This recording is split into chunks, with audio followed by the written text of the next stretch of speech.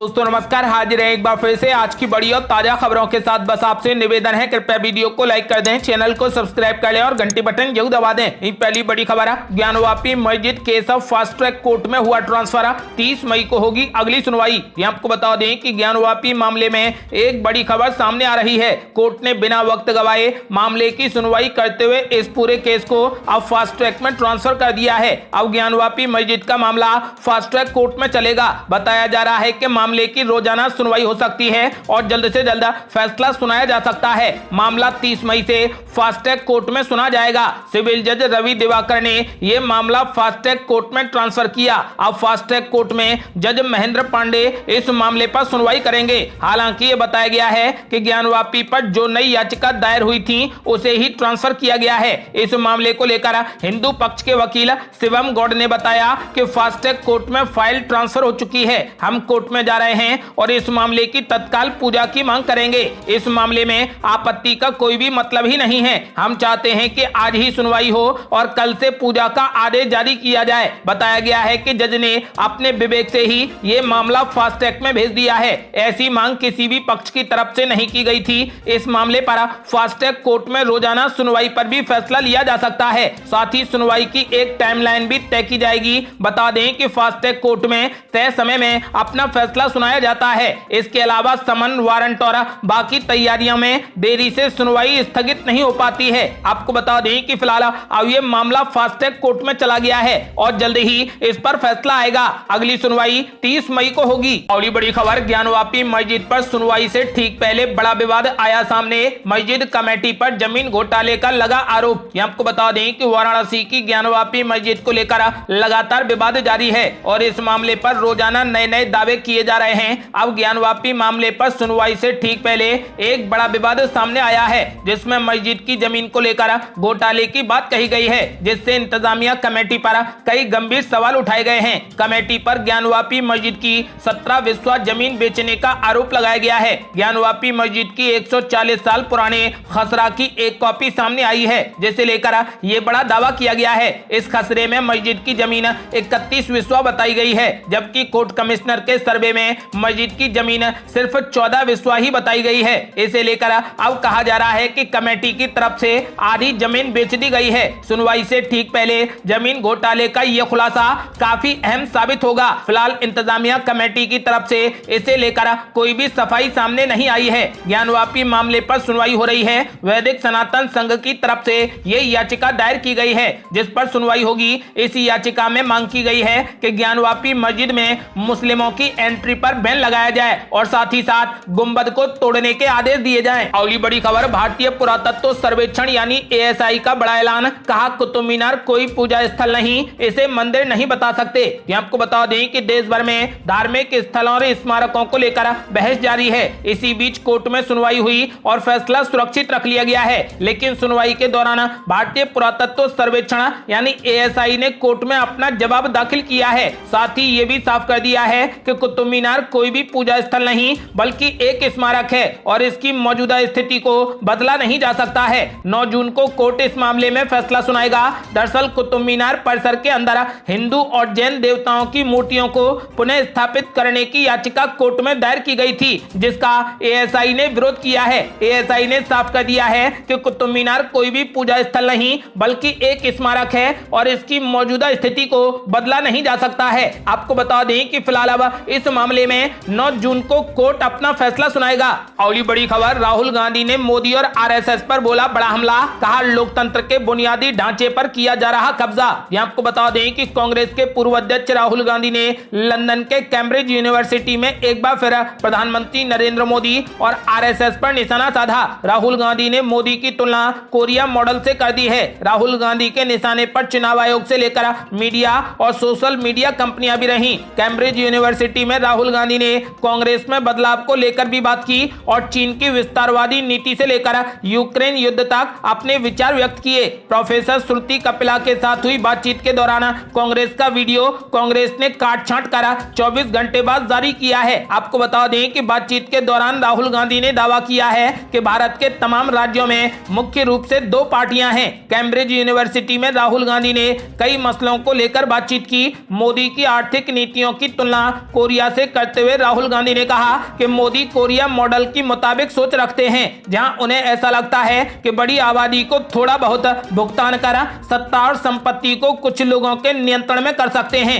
राहुल गांधी ने कहा कि यह भारत में नहीं चलेगा, इसका जबरदस्त दुष्परिणाम होगा। राहुल गांधी ने कहा कि कांग्रेस अपने समय में बड़े व्यापार और किसान मजदूरों के बीच में संतुलन बैठाने का काम कर रही थी।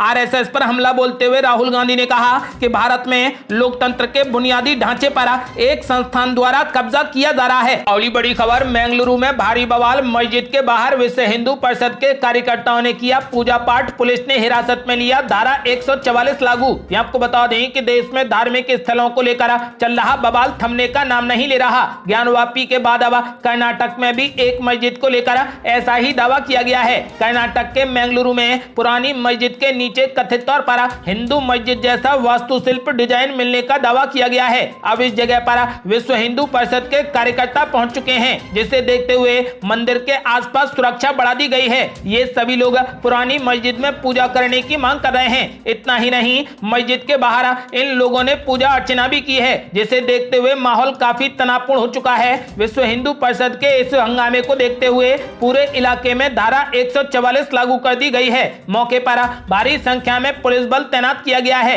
500 मीटर के दायरे में किसी भी गैदरिंग को इजाजत नहीं है। इस मामले को लेकर राजनीति भी शुरू हो गई है। विश्व हिंदू परिषद के अलावा अब बीजेपी ने भी इस मस्जिद को लेकर बड़ी मांग की है। बीजेपी ने मस्जिद का सर्वे कराने की मांग की है। फिलहाल मस्जिद की सुरक्षा बढ़ा दी गई है और किसी को भी यहां पर जाने की इजाजत नहीं दी गई है। हंगामा कर रहे कुछ विश्व हिंदू परिषद के कार्यकर्ताओं को पुलिस ने हिरासत में ले लिया है। अगली बड़ी खबर, असदुद्दीन ओवैसी ने बीजेपी पर बोला बड़ा हमला, बोले सामाजिक रूप से भारत को तबाह करने के मिशन पर भाजपा, पीएम मोदी का 56 इंच का सीना हो गया गायब। आपको बता दें कि अपने बयानों को लेकर विवादों से घिरे रहने वाले एआईएमआईएम के प्रमुख असदुद्दीन ओवैसी ने भाजपा सरकार पर ताबड़तोड़ हमले किए। भाजपा पर तंज कसते हुए उन्होंने कहा कि भारत इस हिंदुत्व वैचारिक परियोजना से कमजोर और नष्ट हो गया है। उन्होंने कहा कि हम मूक दर्शक नहीं बन सकते। इतना ही नहीं, उन्होंने पीएम मोदी पर प्रत्यक्ष रूप से हमला करते हुए कहा कि हमारे पास एक पीएम साहब हैं जिनका 56 इंच का सीना गायब हो गया है।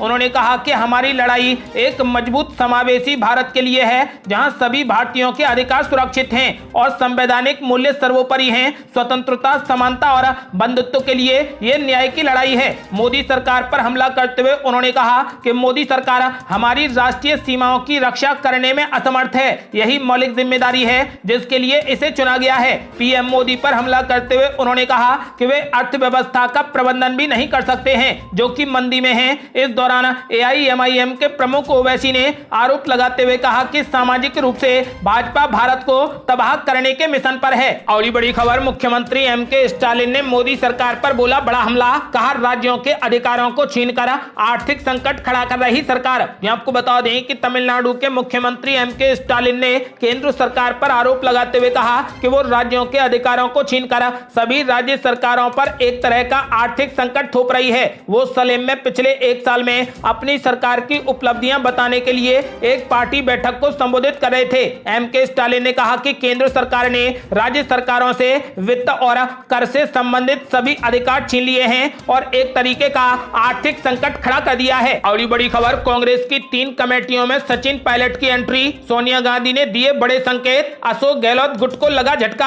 आपको बता दें कि कांग्रेस आलाकमान की बनाई गई 3 कमेटियों में सचिन पायलट को शामिल किया गया है। सोनिया गांधी ने मिशन 2024 से पहले 3 कमेटियां बनाई हैं। इन तीनों कमेटियों में सचिन पायलट को शामिल किया है। कांग्रेस आलाकमान की बनाई गई कमेटियों में अशोक गहलोत गुट का एक भी सदस्य शामिल नहीं किया गया है। अगली बड़ी खबर, कांग्रेस को लगा जोरदार झटका, समाजवादी पार्टी की तरफ से राज्यसभा भेजे गए कपिल सिब्बल। आपको बता दें कि राज्यसभा चुनाव से पहले कांग्रेस को एक बड़ा झटका लगा है। कांग्रेस के दिग्गज नेता और पूर्व केंद्रीय मंत्री कपिल सिब्बल ने पार्टी छोड़ दी है। उन्होंने बुधवार को समाजवादी पार्टी के समर्थन से राज्यसभा के लिए नामांकन दाखिल कर दिया है। समाजवादी पार्टी के समर्थन से राज्यसभा के लिए नामांकन करने के बाद कपिल सिब्बल ने कहा कि वे 16 मई को ही कांग्रेस पार्टी से इस्तीफा दे चुके हैं। कपिल सिब्बल फिलहाल कांग्रेस कोटे से यूपी से सांसद हैं, लेकिन इस बार कांग्रेस के पास में यूपी से इतने विधायक नहीं हैं कि उन्हें फिर से राज्यसभा भेजा जा सके। समाजवादी पार्टी में शामिल होने से पहले कपिल सिब्बल कांग्रेस आलाकमान खासकर राहुल गांधी पर सवाल सवाल उठाते रहे हैं। अब उन्होंने सपा के समर्थन से राज्यसभा का नामांकन दाखिल कर उनको लेकर लगाई जा रही सभी अटकलों को विराम दे दिया है। आखिरकार सालों कांग्रेस में रहने के बाद कपिल सिब्बल अब समाजवादी पार्टी में शामिल हो गए हैं। अगली बड़ी खबर, भाजपा की सबसे कमजोर कड़ी को सहेजने में जुटे जेपी नड्डा 2024 लोकसभा चुनाव में बड़ी जीत की रणनीति हुई तैयार। आपको बता दें कि चुनावी मैदान में जीत हासिल करने के लिए भाजपा सबसे निचले स्तर पर मजबूत तैयारी करने की रणनीति अपनाती रही है। उत्तर प्रदेश चुनाव के दौरान भी पार्टी ने बूथ प्रमुख, पन्ना प्रमुख और शक्ति केंद्र प्रमुख बनाकर जीत का रास्ता तय किया था। उसी रणनीति को एक नए अंदाज में अपनाते हुए पार्टी अब देश के उन सभी बूथों पर स्वयं को मजबूत करने की तैयारी करने जा रही है जिन पर उसे लोकसभा या फिर विधानसभा चुनाव में हार मिली थी। भाजपा के राष्ट्रीय अध्यक्ष जेपी नड्डा पार्टी मुख्यालय में एक कार्यक्रम की शुरुआत करेंगे जिसमें इन सभी चुनावी बूथों पर पार्टी को मजबूत करने का काम शुरू किया जाएगा। ये थी अब तक की बेहद बड़ी खबरें। यदि आप भी चाहते हैं कि भारत जल्द से जल्द कोविड मुक्त हो जाए तो इस वीडियो को लाइक कर अपनी राय हमें कमेंट बॉक्स में जरूर दें। यदि आपने अभी तक हमारे चैनल को सब्सक्राइब नहीं किया है तो कृपया चैनल को सब्सक्राइब कर घंटी बटन जरूर दबा दें। जल्दी मिलते हैं बड़ी अपडेट के साथ, तब तक के लिए जय हिंद, जय भारत।